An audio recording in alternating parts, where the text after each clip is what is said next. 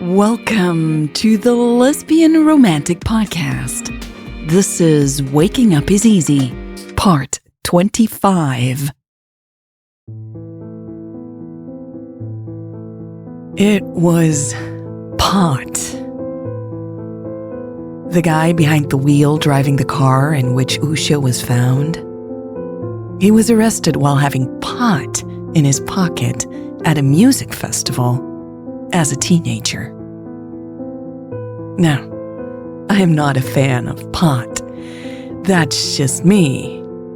But I do know that calling someone with a bit of pot a known criminal is disingenuous at best.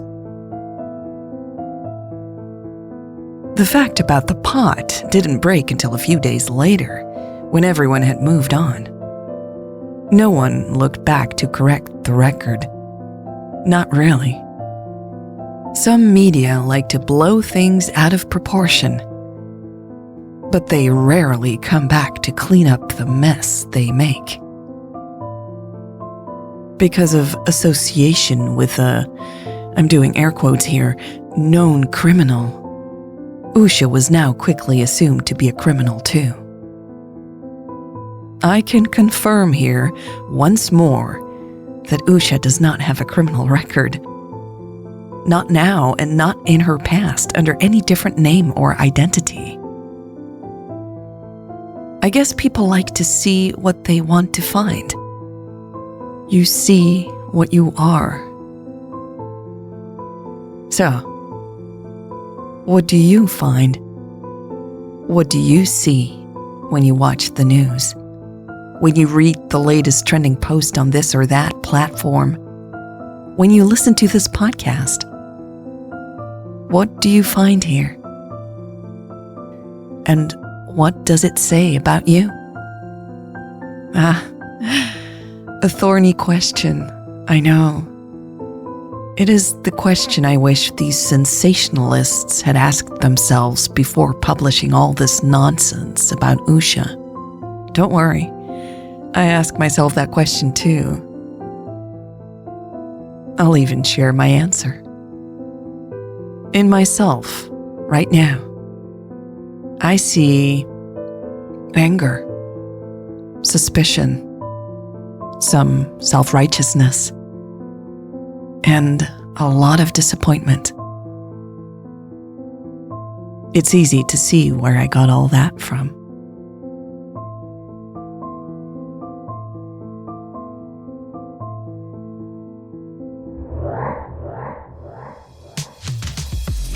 $5,436 patriots commented on this article. Comment by Righteous Anger 29. I'm not surprised at all. Of course that woman is a no-good cheating criminal. I mean, you could just tell from her face and the way she speaks. The real surprise is that so many people took her to be some kind of guru. She should be locked up with the key thrown away. Good riddance. Comment by Christ is King 999. Satan has taken over our world and is clearly trying to seduce us all through people like this evil Usha. Comment by My Cat Knows Best. It would be better if we put people like her in some sort of camp until they know how to be contributing members of society. All these people do is claim benefits and bring addiction, crime, and violence to our streets. Comment by Lefty Snowflakes Can Melt. It's high time we hold these people accountable. Empathy is for the weak. This woman deserves no empathy and should be jailed pronto.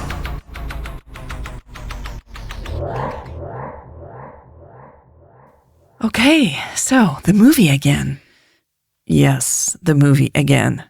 But a new scene. Right.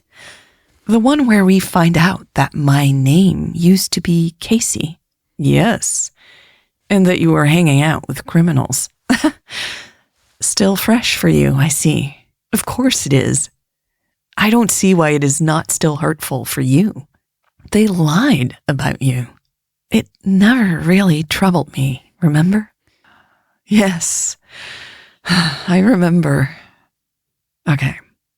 Let's play the scene and then we can talk about it. Is that okay? Perfect. Thank you. Okay. What is that? Can you turn on the sound?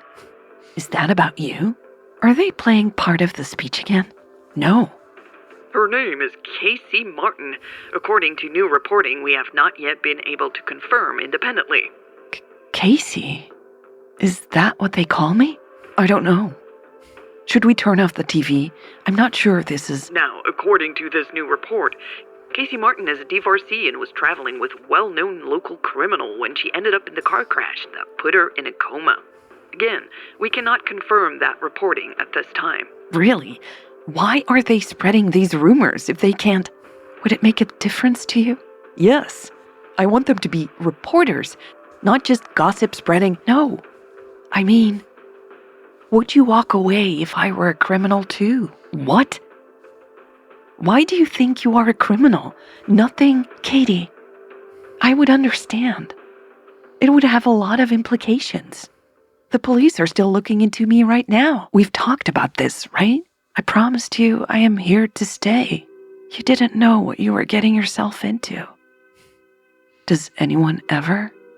You can get married one day, and life can be completely different the next. Married? Is that how you...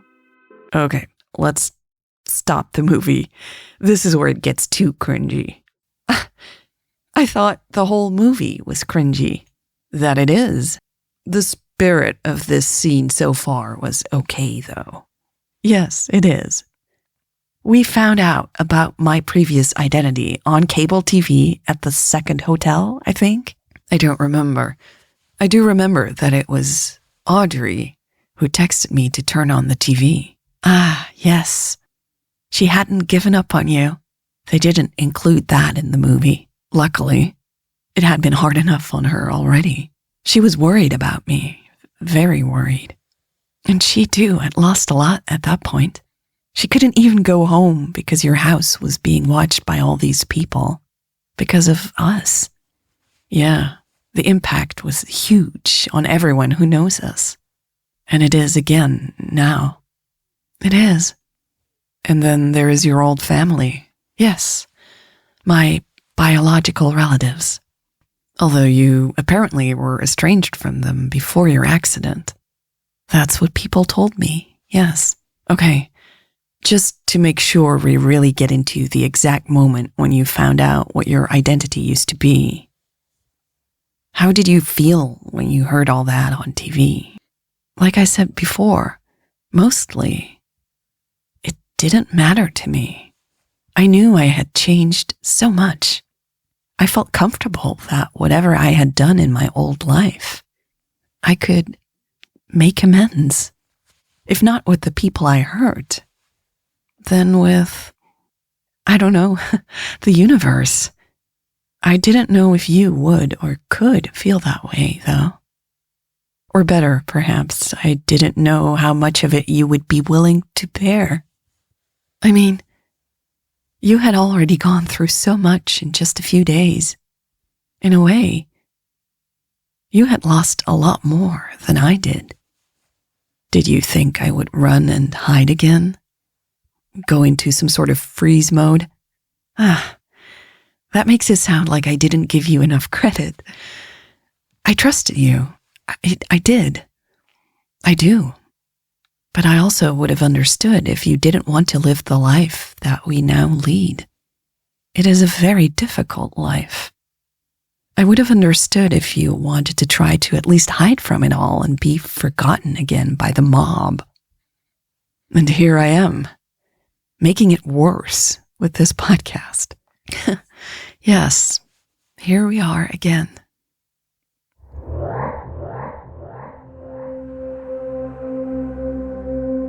Dear Kate, this is a difficult message to send because I'm so very angry with you. Please forgive me for opening with that statement, but I can't keep writing without expressing what I feel first. I am so angry that you left that hotel. Your choosing to go see Usha has ruined my life too. in this moment. That said, I am very worried about you. Our last text conversation didn't end well. I was very upset that you are risking everything for someone you barely know. Someone you've clearly been obsessed with from the start. Someone who now, according to media, might be a criminal. I know how upset you must be right now. I know that you too have lost everything. I know that you have always preferred to hide from everything that hurts. Now, you're in the middle of a storm, and it is not your fault that you have to endure this disproportionate backlash, just for being in love. Yes, I said it. You are clearly in love. In other circumstances, I would be very happy for you. Sure, it stings a little, but that's just my ego talking. I want you to be happy, Kate. For now, though, it seems like you first need to survive a horrible situation. Like I said, I am very worried about you. That is why I want to help. I know you lost your job and no longer have an income right now. You'll need money to stay in hiding, I assume. And our friends and I are offering to help with that. We have some ideas on how to implement all of this, but we want to ask for your consent first. Please know that this help is unconditional. I don't understand the choices you have made, and I don't have to. I am not demanding an explanation. I love you, and I will always love you. Not as a lover, but as a friend. I want you to be happy and to thrive. Maybe I was too safe for you. Maybe I haven't pushed you enough. Maybe you need someone like Usha to jumpstart you out of your emotional hiding. I don't know. Maybe one day we can talk about it all. You don't have to. But I would love to listen if you want to talk. Just let me know about us helping you, okay? Love, Audrey.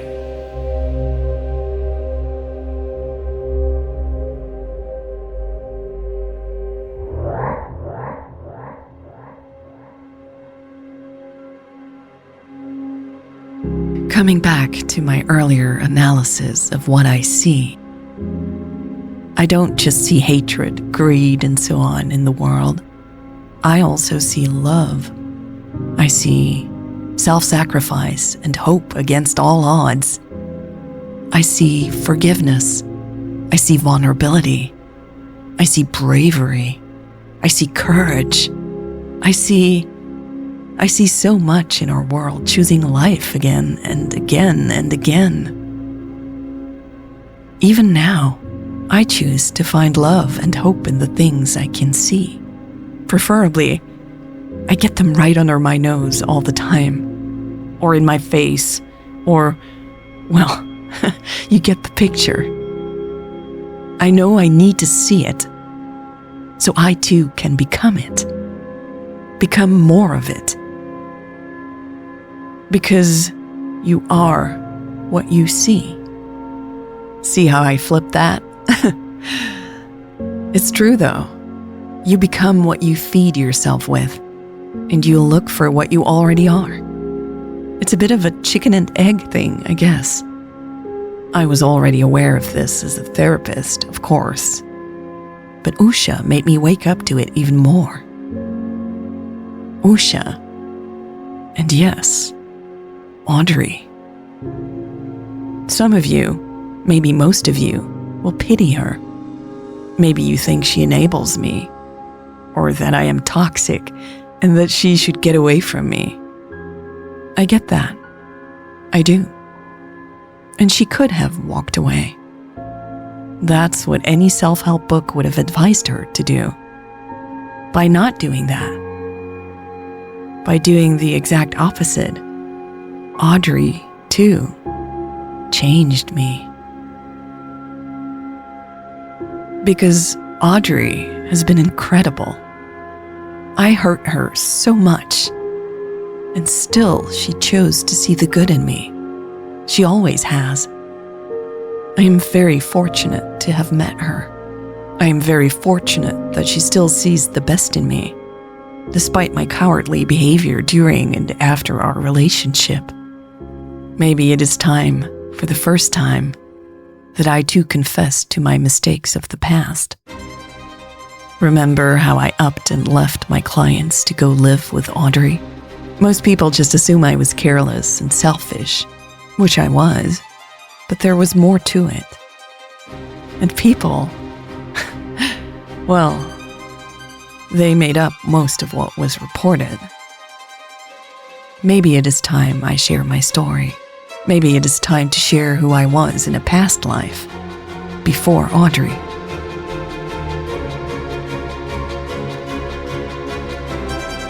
We've run out of time again, though.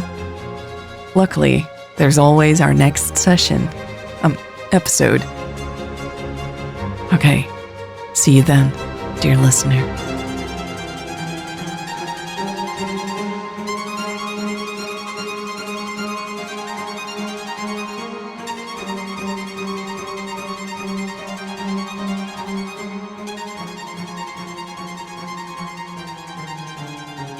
This was part 25 of Waking Up is Easy.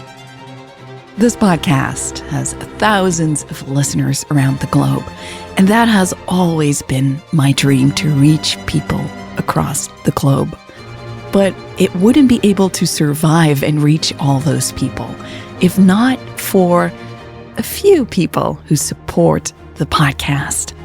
These people help me create and publish this podcast by supporting it financially.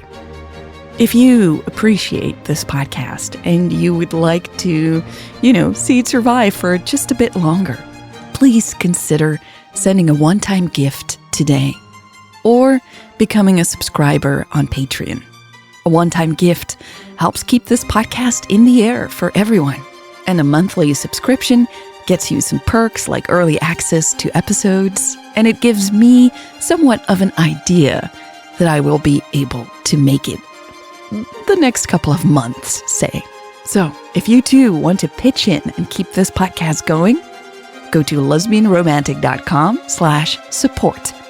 Or you can go to Patreon directly, patreon.com/lesbianromantic. Thank you so much for listening. Thank you for spending time with me again this week on this free feed. And I will see you again soon with the next free episode, a gift from fellow listeners around the world, on this feed very soon.